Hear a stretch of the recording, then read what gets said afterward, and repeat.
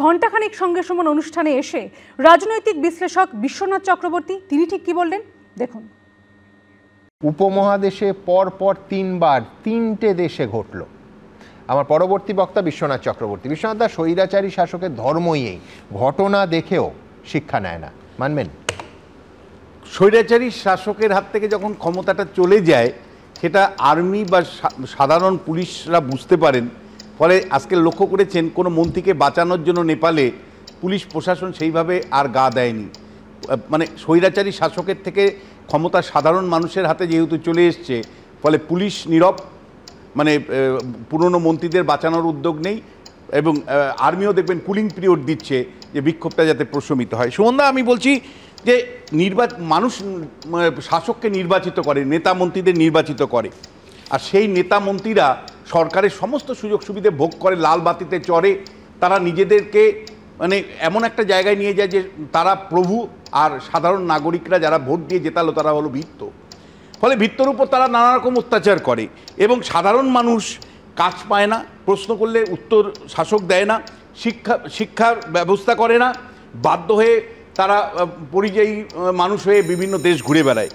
আমার প্রশ্নটা হচ্ছে যে উল্টো দিকে নেতাদের যদি অবস্থান দেখেন, নেতাদের পরিবারের সদস্যরা বিদেশে গিয়ে পড়াশোনা করেন, ভালো ভালো কাজ চাকরি করেন বা সরকারি ব্যবস্থার মধ্যে ঢুকে পড়েন। ফলে একেবারে শাসক আর মানে সাধারণ মানুষের মধ্যে শাসক আর শোষিতর যে সম্পর্ক অতীতে দেখেছি, একইভাবে গণতান্ত্রিক ব্যবস্থাগুলোর মধ্য দিয়ে কিন্তু ধরা পড়ে। যখন শাসক অত্যাচারী হয়, শাসকের নেতামন্ত্রীরা যখন দুর্নীতিগ্রস্ত হয়, সাধারণ মানুষ যখন আর কোনো রাস্তা থাকে না, তখন তারা কিন্তু পথে বারবার নামবে। চাউসেস্কুর ক্ষেত্রেও যেমন প্রযোজ্য ছিল, রোমানিয়ার শাসক চাউসেস্কুকে ওভারথ্রো করেছে, একইভাবে আপনি শ্রীলঙ্কার শাসককেও ওভারথ্রো করতে দেখেছেন। মানুষ মানে একেবারে রাজপ্রাসাদ দখল করে যেভাবে রাষ্ট্রপতিকে সরিয়েছিল, বাংলাদেশেও আপনি হাসিনাকে দেখেছেন, এখানেও আপনি নেপালেও একই অবস্থান দেখলেন। পরিস্থিতি স্থিতিশীল না হওয়া পর্যন্ত নেপাল যাত্রা স্থগিত রাখুন। নেপালের পরিস্থিতি অগ্নিগর্ভ হয়ে ওঠার আবহে অ্যাডভাইজারি জারি করল বিদেশ মন্ত্রক। এদিন উত্তরবঙ্গে রওনা হওয়ার আগে নেপাল ইস্যুতে শান্তি বজায় রাখার বার্তা দিয়েছেন মুখ্যমন্ত্রী। বিদেশ নীতি আরও সুদৃঢ় করার পরামর্শ দিয়েছে কংগ্রেস। বিজেপি জানিয়েছে গোটা বিষয়ের উপর নজর রাখছে বিদেশ মন্ত্রক। সোশ্যাল মিডিয়ার উপর সরকারের নিষেধাজ্ঞার বিরুদ্ধে জেন জির বিদ্রোহ। মাত্র দুদিনের বিক্ষোভের জেরে অগ্নিগর্ভ হয়ে উঠল নেপাল। কাঠমান্ডুর পরিস্থিতি কার্যত হাতের বাইরে। বিক্ষোভকারীদের হাতে মার খেতে হচ্ছে মন্ত্রীদের। মন্ত্রীদের বাড়ি, সরকারি দপ্তরে আগুন ধরানো হচ্ছে। এরই মধ্যে অগ্নিদগ্ধ হয়ে নেপালের প্রাক্তন প্রধানমন্ত্রী ঝালানাথ খানালের স্ত্রী রাজ্যলক্ষ্মী চিত্রকরের মৃত্যু হয়েছে। বিক্ষোভকারীরা তাদের বাড়িতে আগুন ধরিয়ে দেয়। ভেতরে আটকে পড়েছিলেন প্রাক্তন প্রধানমন্ত্রীর স্ত্রী। অগ্নিদগ্ধ অবস্থায় তার মৃত্যু হয়। চিন্তার বিষয় হলো এসব কিছুই চলছে উত্তরাখণ্ড, উত্তরপ্রদেশ, বিহার, পশ্চিমবঙ্গ ও সিকিমের সঙ্গে 1750 কিলোমিটার সীমান্ত থাকা প্রতিবেশী নেপালে। এই পরিস্থিতিতে সতর্ক ভারত। বিদেশ মন্ত্রকের তরফে অ্যাডভাইজারিতে পরিস্থিতি স্থিতিশীল না হওয়া পর্যন্ত ভারতীয় নাগরিকদের নেপালে যাওয়া স্থগিত রাখতে বলা হয়েছে। একই সঙ্গে এই মুহূর্তে যে সমস্ত ভারতীয় নাগরিক নেপালে রয়েছেন তাদের বাড়ি বা আশ্রয়স্থলের ভেতরে থাকা, রাস্তায় না বেরোনো ও যথাযথ সতর্কতা অবলম্বন করতে বলা হয়েছে। একই সঙ্গে নেপালের প্রশাসন ও কাঠমান্ডুতে ভারতীয় দূতাবাসের পরামর্শ মেনে চলার নির্দেশ দিয়েছে বিদেশ মন্ত্রক। I mean, it's very, very important that things stabilize in Nepal, which is, neighboring country for India. We have open borders. It's very important for the people of Nepal themselves. Now that Prime Minister Oli has resigned, hopefully there'll be movement towards some stability and calm. নেপালের সঙ্গে পশ্চিমবঙ্গের সীমান্ত রয়েছে।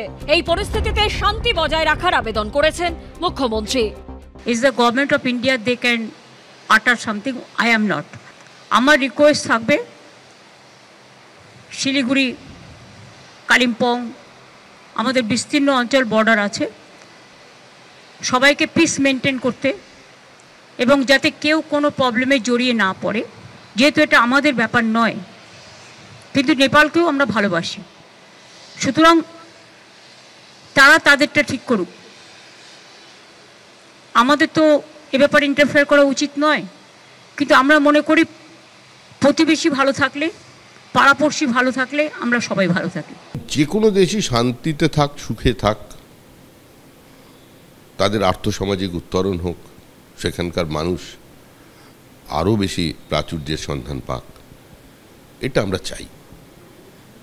আর এই মুহূর্তে নেপালে যা ঘটেছে এটি সম্পূর্ণ একটি আন্তর্জাতিক বিষয়, এবং এই নিয়ে যা বলার আমাদের বিদেশ মন্ত্রক বলবে, এর বাইরে আমি কোনো কথা বলতে পারবো না। পশ্চিমে পাকিস্তান তো বটেই, পূর্বে বাংলাদেশের পর এবার প্রতিবেশী নেপালের পরিস্থিতিও ক্রমশ খারাপের দিকে যাওয়ায় ভারতের বিদেশ নীতিকে আরও শক্তপোক্ত করার পরামর্শ দিয়েছে কংগ্রেস। পাকিস্তান বলুন, মইজুর সরকার বলুন, এদিকে বাংলাদেশ বলুন, এদিকে নেপাল বলুন, এদিকে শ্রীলঙ্কা বলুন, ভারতবর্ষ কিন্তু অগণতান্ত্রিক রাষ্ট্র দ্বারা পরিবেষ্টিত হয়ে আছে। ফলে ভারতকে কিন্তু অবিলম্বে তার ফরেন পলিসিকে আরও সুদৃঢ় করতে হবে এবং দরকার হলে সবাই মিলে আলোচনা করে বিরোধী সহ একটা নির্ণয়ের দিকে পৌঁছতে হবে। ইতিমধ্যে বিদেশ মন্ত্রকের তরফে কাঠমান্ডুতে অবস্থিত ভারতীয় দূতাবাসের দুটি হেল্পলাইন চালু করেছে। উজ্জ্বল মুখোপাধ্যায় ও ব্রতদীপ ভট্টাচার্যের রিপোর্ট, এবিপি আনন্দ। অশান্তির আগুনে জ্বলছে নেপাল। পুজোর আগে যার বড়সড় প্রভাব পড়তে চলেছে পর্যটনে। ইন্ডিয়ান অ্যাসোসিয়েশন অফ ট্যুর অপারেটরসের রাজ্য সভাপতি দেবজিৎ দত্তর দাবি, এই ধরনের ঘটনা পর্যটনে বিস্তর প্রভাব ফেলে। তিনি বলেন, এ মাসেই কলকাতা থেকে কাঠমান্ডু বিমান চলাচল শুরুর কথা ছিল, যার আগেই ঘটে গেল এই ঘটনা। শুধুমাত্র পর্যটনই নয়, প্রভাব পড়েছে সীমান্ত বাণিজ্যেও। পাহাড় প্রেমীদের আদর্শ ডেস্টিনেশন। পৃথিবীর সর্বোচ্চ 10টি পর্বতশৃঙ্গের মধ্যে 7টি যে এখানে রয়েছে। তপসি ফেলুদা আর লালমোহন বাবুর চোখে ঘুরে দেখা কাঠমান্ডুর ক্যাসিনো কিংবা পশুপতিনাথের মন্দির। এই নেপালই রয়েছে শান্তির প্রতীক গৌতম বুদ্ধের জন্মস্থান লুম্বিনী। সেই নেপালই এখন জ্বলছে অশান্তির আগুনে। পুজোর আগে যার বড়সড় প্রভাব পড়তে চলেছে পর্যটনে। পর্যটনের পরিভাষায় এগুলোকে আমরা বলি ফিজিক্যাল ফ্যাক্টর বা পারিপার্শ্বিক অবস্থা। এরকম সামাজিক বা পলিটিক্যাল অস্থিরতা যে কোনো গন্তব্যে ডেস্টিনেশনের তার ট্যুরিজমকে প্রতিহত করে। দুর্ভাগ্যজনকভাবে নেপালে যেটা হলো, এটার কিন্তু যদি ইমিডিয়েটলি এটা কন্ট্রোল না হয় তাহলে কিন্তু নেপালে এটার একটা লং টার্ম ইম্প্যাক্ট দেখা দেবে। শুধুমাত্র পর্যটনই নয়, প্রভাব পড়েছে সীমান্ত বাণিজ্যেও। নেপালে অশান্তি শুরুর পর থেকেই পানি ট্যাঙ্কি সীমান্তে দাঁড়িয়ে আছে শয়ে শয়ে ট্রাক। কবে স্বাভাবিক হবে পরিস্থিতি কেউ জানেন না। বড়সড় প্রভাব পড়েছে এপারের অর্থনীতিতে। সীমান্ত লাগোয়া এলাকার ভারতীয় ব্যবসায়ীরা নেপালের ওপর অনেকটা নির্ভরশীল। দোকানপাট বন্ধ, মার খাচ্ছে ব্যবসা। আমরা তো এখন নেপাল তো ওইরকম নেপালও যাই না, আমরা তো ওই লোকালে ব্যবসা করি। লোকালে তো মালের দামও বেশি, ইনকাম নাই। এই পেট চলার মতো কোনো ডাল ভাতের পয়সা খালি জোটো কামে করেছি। 3 দিন ধরে খুব সমস্যা হচ্ছে। সমস্যা আছে স্যার। নেপালের লোক আসলে আমারও বিক্রি বাট্টা হয়, নেপালের থেকে লোকরা আসলে বিক্রি বাট্টা নাই। পুজোর আগে নেপালের ভয়ঙ্কর পরিস্থিতিতে উদ্বিগ্ন ভ্রমণ সংস্থার কর্ণধাররাও। লোকেরা সবাই একটু ভয় পায়, কোনো জায়গাতে একটু ডিস্টার্ব এরিয়া যেই শুনতে পায়, কোনো নিউজ পেলেই সে যেতে ভয় পায়। থাইল্যান্ড বর্ডারেও একটু ডিস্টারবেন্স হচ্ছিল, সেটা নিয়েও যেটা একটু গন্ডগোল হচ্ছে। অনেক লোক বুক করার আগে জিজ্ঞেস করছে কি আমরা কি যেতে পারি, ইজ ইট সেফ, যাওয়া যায়। তো এই সব নিয়ে পুরো জিনিসটা এখন নেপালে যাওয়াই লোকেরা কিন্তু এখন যতদিন না ঠিক হচ্ছে, কিছুদিনের জন্য তো বন্ধ হচ্ছে। পাহাড়ের কোলে মেঘ কুয়াশার দেশ, যেন হাতের নাগালে মেঘ চাইলেই ছোঁয়া যায়। ঝুপ করে রাত নামলেই পাহাড়ের গায়ে ছোট ছোট জনপদে যেন জোনাকির মতো আলো জ্বলে ওঠে। সেখানেই আজ জ্বলছে ক্ষোভের আগুন। শরৎ শাহ, ঝিলম করঞ্জাই ও অরিত্রিক ভট্টাচার্য রিপোর্ট, এবিপি আনন্দ।